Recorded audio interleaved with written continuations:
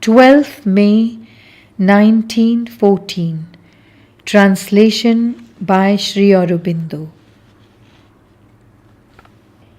More and more it seems to me that we are in one of those periods of activity in which the fruit of past efforts becomes apparent.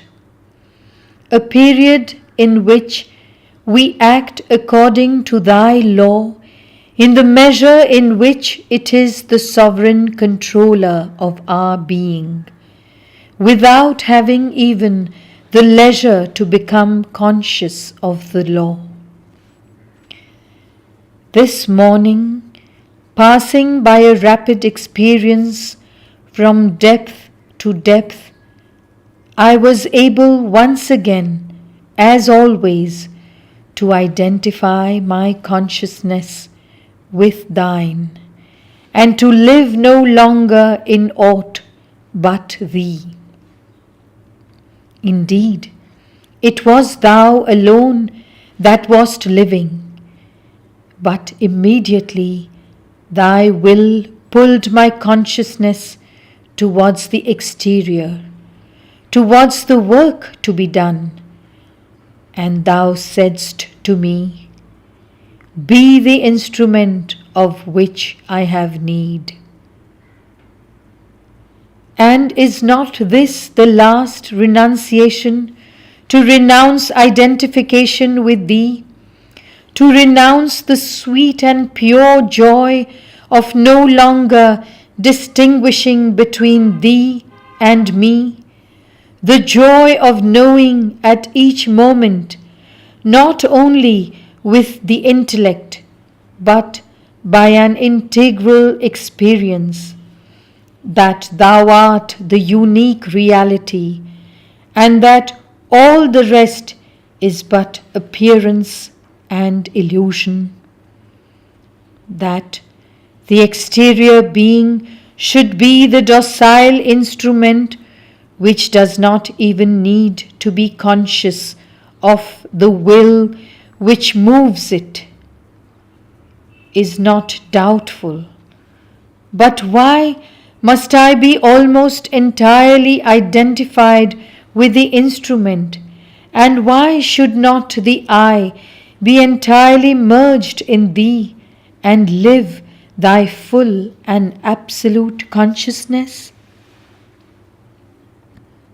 I ask, but I am not anxious about it.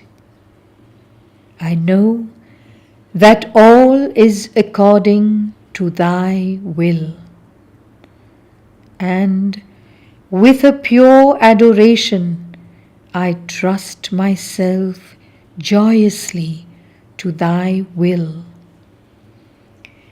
I shall be what Thou wouldst have me be, O Lord, conscient or inconscient, a simple instrument, as is the body, or a supreme knowledge, as art Thou. O, the sweet and peaceful joy when one can say, all is good, and feel Thee at work in the world through all the elements which lend themselves to that transmission. Thou art the sovereign master of all. Thou art the inaccessible, the unknowable, the eternal and sublime reality. O marvelous unity, I disappear in Thee.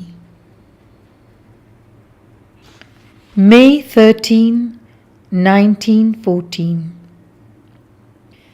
This somnolence of my thought, O Lord, Thou wilt shake off, so that I may have the knowledge and understand the experience Thou hast given to my being. When something in me questions thee, always thou repliest, and when it is necessary for me to know something, thou teachest it to me, whether directly or indirectly. I see more and more that all impatient revolt, all haste would be useless. Everything is slowly organized so that I may serve thee as I should. What is my place in this service? For a long time I have stopped asking myself this. What does it matter? Is it necessary to know whether one is at the center or on the circumference? Provided that entirely consecrated to thee, living only for thee and by thee, I carry out better and better the task thou givest me. All the rest has no importance at all. I would say more, provided thy work is accomplished in the world as well and as completely as it can be. Does it matter which individual or group realizes this work? O my sweet Master, in peace, serenity, equanimity, I give myself to thee and merge in thee, my thought calm and tranquil, my heart smiling. Thy work will be done, I know, and thy victory is certain. O my sweet Master, grant to all the sovereign boon of thy illumination. May 15, 1914. As on reaching a summit, one discovers a vast horizon, so, O Lord, when one's consciousness is identified with that intermediate domain between thy unity and the manifested world, one participates both in thy infinitude and in the realization of the world. It is as though one were at a center where the consciousness, wholly steeped in thy effective power, could direct the ray of thy forces upon the lowly instrument moving among its brother instruments. From the height of these transcendent regions, the unity of physical substance is clearly visible. And yet, the body which serves as a particular instrument in the material field seems specially precise and distinct, like a stronger point amidst this whole, at once multiple and one, in which the forces circulate evenly. This perception has not left me since yesterday. It has settled in as something definitive, and all the outer activity, which apparently continues as usual, has become mechanical, like a marvelously articulated and animated toy moved by the consciousness from the height of its seat, which, though no longer individual, is still universal, that is, which is not yet completely merged in thy oneness.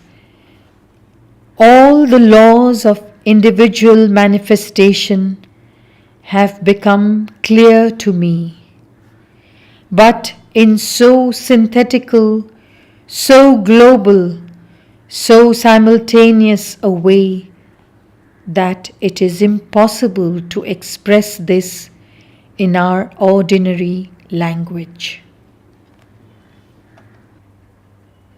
May 16, 1914. I was interrupted yesterday just when I was trying to formulate the experience I had. And now everything seems changed.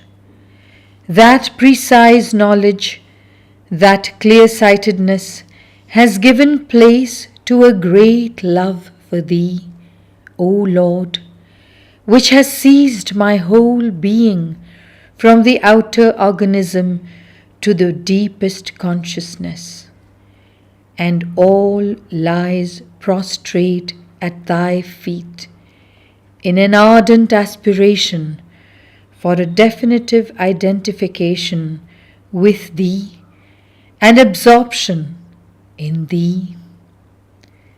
I implored Thee with all the energy I could summon, and once again, just when it seemed to me that my consciousness was going to disappear in Thine, just when all my being was nothing but a pure crystal reflecting Thy presence, someone came and interrupted my concentration.